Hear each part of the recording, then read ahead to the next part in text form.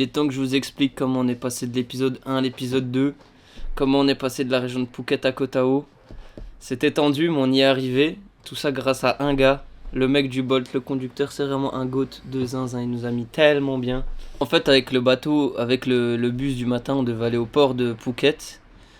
Et de Phuket, on prenait le bateau pour aller à Surat Thani et après Don Sak.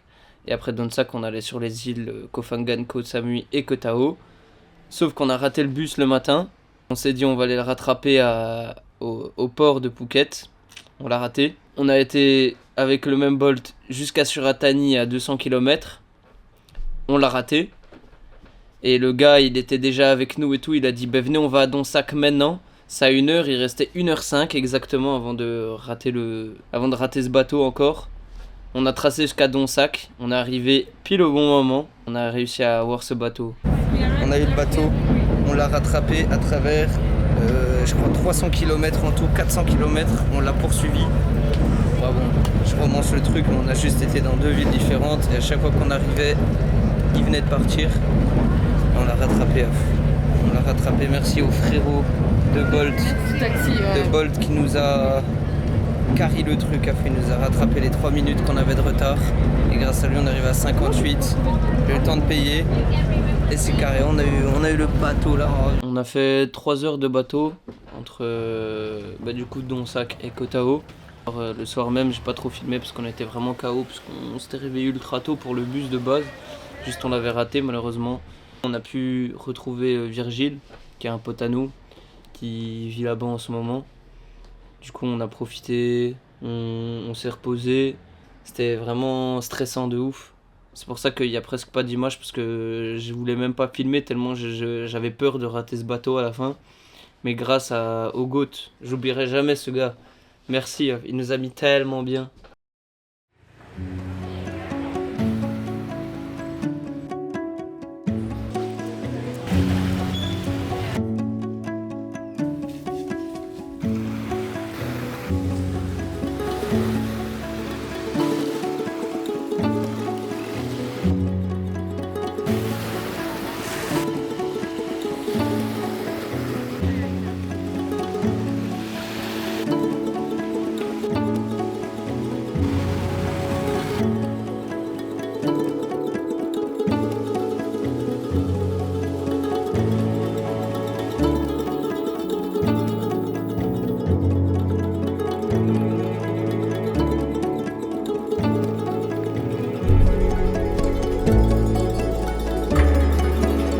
Lucas, ligne de focus, nous on a soif.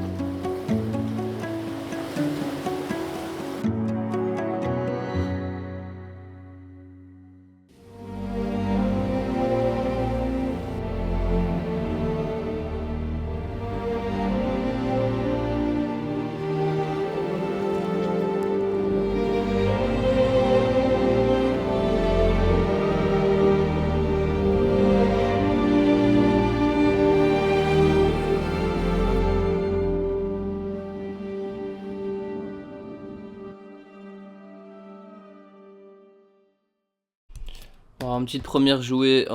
Oula. En fait, on a fait une petite première journée à Koh Tao. On a un peu visité. C'est vraiment calme, reposant. Du coup, on s'est juste posé. On a profité du jour de soleil qu'on avait, de la plage.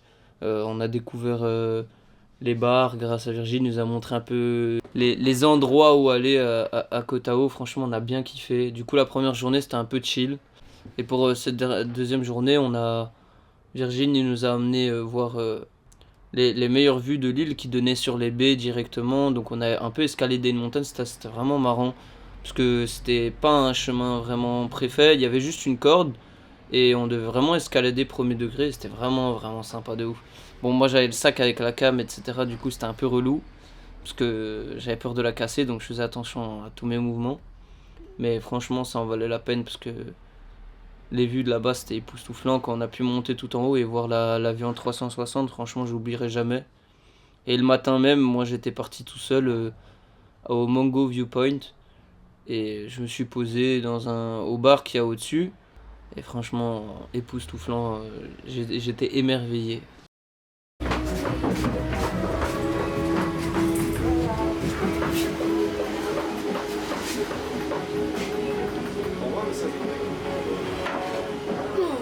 Oh putain, je l'ai en 4K ton coup de merde, gros. Tu te sens comment? Sale nul.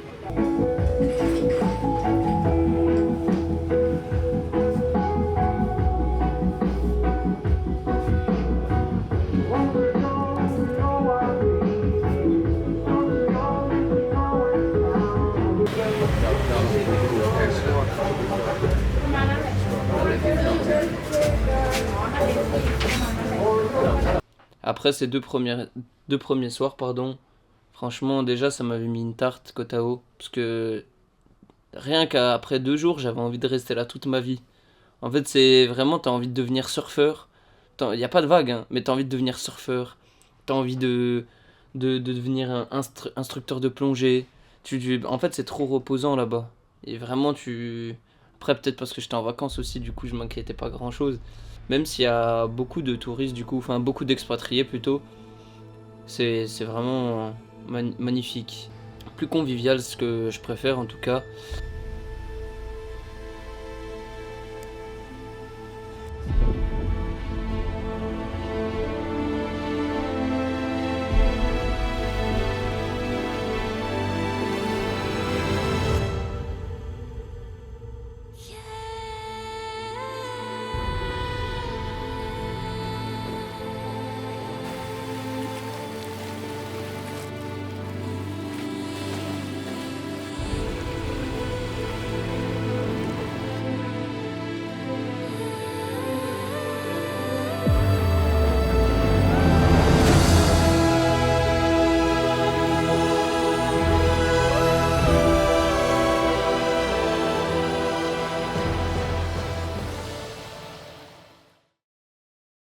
En fait, j'étais faire de la plongée avec Virgile, vu qu'il est instructeur de plongée là-bas.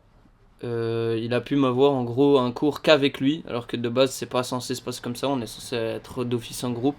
J'ai pu grâce à lui faire uniquement à deux. En gros, t'as 2 heures de cours théorique, puis après t'as une pause et tu vas faire ta première plongée pour mettre en pratique la théorie qu'on t'a appris le matin. Les signes à faire pour dire que ça va, comment se déboucher les oreilles pour pas avoir mal, toutes les choses techniques pour être en sécurité, que ton moniteur sache que t'es en sécurité et que tout se passe bien. Puis après, on est retourné, donc Virgile et moi, plonger, vers 17 h, un truc comme ça. Donc c'était K2, donc franchement c'était déjà trop bien qu'on soit K2, puisque du coup c'était beaucoup plus facile, parce que moi j'avais déjà fait un peu de plongée avant ce jour-là, donc j'avais déjà bien compris les bases. Vu qu'on était K2, c'était plus facile pour me diriger, pour m'apprendre, vu que j'avais juste à écouter mon pote, quoi. Et franchement c'était vraiment magnifique. On a vu vraiment des beaux poissons, on a vu des bancs de poissons aussi, c'était vraiment sympa de ouf, c'était vraiment fou. Franchement, moi, c'est limite mon moment préféré de toutes mes vacances. Parce que, franchement, tu vois pas le temps passer sous l'eau, hein. Même si ça me fait un peu peur quand même, parce que on sait jamais sur quoi on peut tomber. Surtout qu'il y avait des poissons qui pouvaient être dangereux dans ces zones-là. Mais bon, franchement, inoubliable. Merci Virgile, hein.